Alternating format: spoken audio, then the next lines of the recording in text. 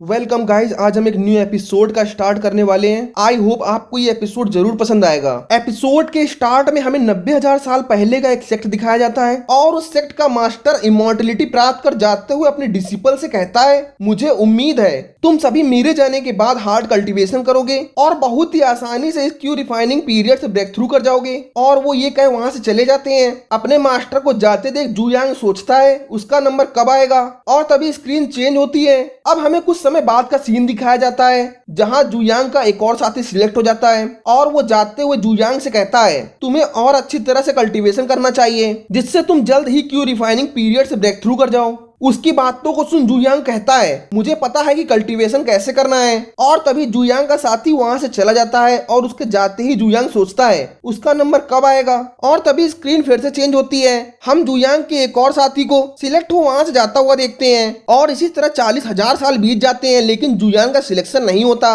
और screen change होती है।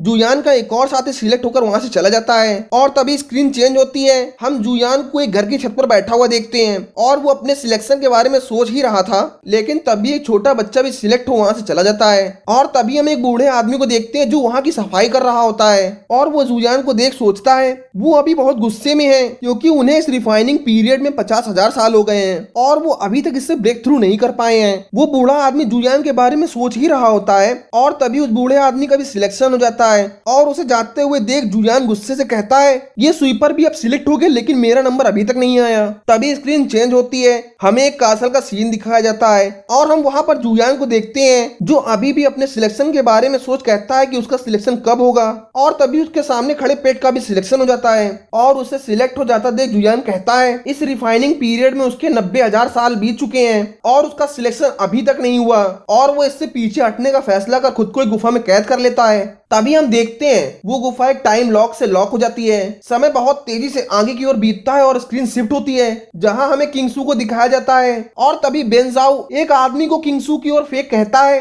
मैं तुमसे शादी करना चाहता हूँ और शादी के बाद मैं तुम्हें तियानलिन जोंग में इमोर्टल बनाकर रखूंगा और फ्यूचर में मैं तुम्हारे यूनसान सेक्ट को अपने अधिकार में कर लूंगा। आगे उसे धमकाते हुए कहता है, तुम मेरी बात को मना करने की हिम्मत नहीं कर सकते, तुम्हारे शादी को मना करने पर मैं इस सेक्ट को डिस्ट्रॉय कर दूंगा। उसकी बातों को सुन किंगसू को गुस्सा जाता है और वो अपनी स्वाड निकाल कहती है, मैं अपने दम पर जीतना चाहती हूँ और तुम मेरे से शादी का सपना छोड़ दो। किंगसू की बात सुन बेनजाओ अपने बंदों को उस पर अटैक करने के लिए बोलता है और तभी बेनजाओ के दो साथी किंगसू पर अटैक कर देते हैं लेकिन किंगसू की कल्टीवेशन पावर उनके सामने बहुत कमजोर थी और किंगसू उन बंदों का सामना नहीं कर पाती। और तभी स्क्रीन चेंज होती है।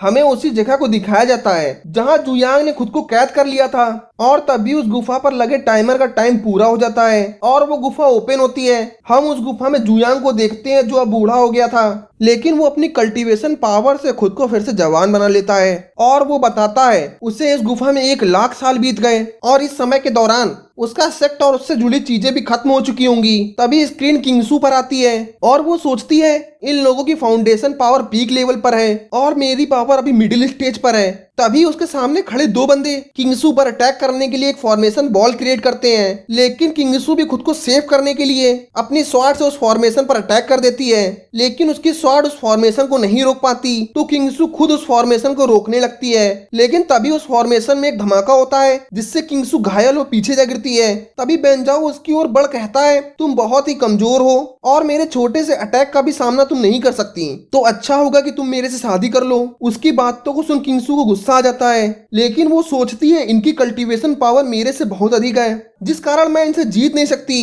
तो उनके हाथों से मरने से अच्छा मैं खुद को मार लूं। तभी स्क्रीन चेंज होती है। हम जुयांग को देखते हैं और अब उसे भी एहसास होता है कि तियानलिन सेक्ट के ताओवाद को कोई डिस्ट्रॉय करना चाहता है। और तभी स्क्रीन किंगसू पर वापस आती है जिसे देख बेनजाओ और उसके साथी कहते हैं ये खुद को मारने वाली है लेकिन तभी वहाँ जुयांग की एंट्री होती है और वो आते ही किंगसू को मरने से रोक लेता है और कहता है, मैं आ गया हूँ तो तुम्हें परेशान होने की जरूरत नहीं। तभी बेनजाओ जुयांग की ओर देख कहता है, ये लड़का अचानक कहाँ से आया और वो सभी जुयान का मजाक उड़ाने लगते हैं। उनकी बातों को सुन जुयान बोलता है तुम सब मरने वाले हो, लेकिन तभी बेंजाओ और उसके साथी हंसते हुए बोलते हैं ये लड़का तो बहुत पागल निकला जो मरने के लिए यहाँ आ गया। तभी उसका दूसरा साथी कहता है मैं इसे अपनी एक ही उंगली से मसल दूंगा, और वो जुयान पर अटैक करता है, लेकिन जुयान उसे मिडिल फिंगर अटैक कर उसे बाहर फेंक देता है और वो सभी अपने साथी की हालत देख हैरान थे। लेकिन तभी जुयान कहता है ये तो पहला था, और आगे बढ़ उनके 3 साथियों को अलग अलग टेक्निक से मार देता है। अपने साथियों को मरा देख बेंजाओ सोचता है मैंने तो इसे बच्चा समझा था, लेकिन ये तो गोल्डन एलेक्सर है और इसने अपने एक ही अटैक से मेरे साथियों को मार दिया। तभी बेंजाओ अपने एक साथी के साथ वहां से बाहर भागने लगता है। इसी के साथ ये एपिसोड समाप्त हो जाता है। अगर आपको हमारा एक्सप्लेनेशन अच्छा लगा हो तो हमारे चैनल को सब्सक्राइब करना बिल्कुल मत भूलिएगा। मिलता हूँ नेक्स्ट एपिसोड के साथ।